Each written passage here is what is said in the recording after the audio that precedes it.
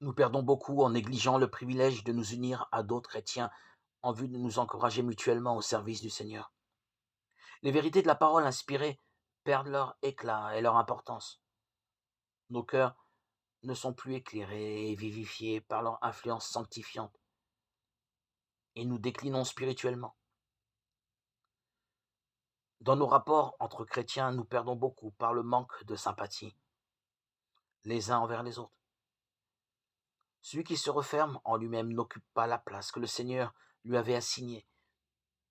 Le fait de cultiver notre faculté de vivre en société nous porte à sympathiser avec autrui et contribuer à notre développement en vue du service de Dieu.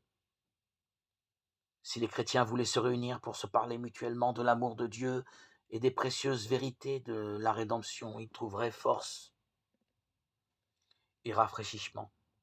Chaque jour, il nous est possible d'avoir une connaissance plus profonde de notre Père céleste.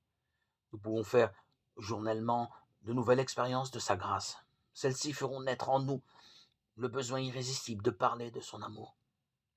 Et ces récits même réchaufferont et stimuleront nos cœurs. Si nous pensions davantage à Jésus et si nous parlions plus souvent de lui et moins de nous-mêmes, nous jouirions beaucoup plus de sa présence.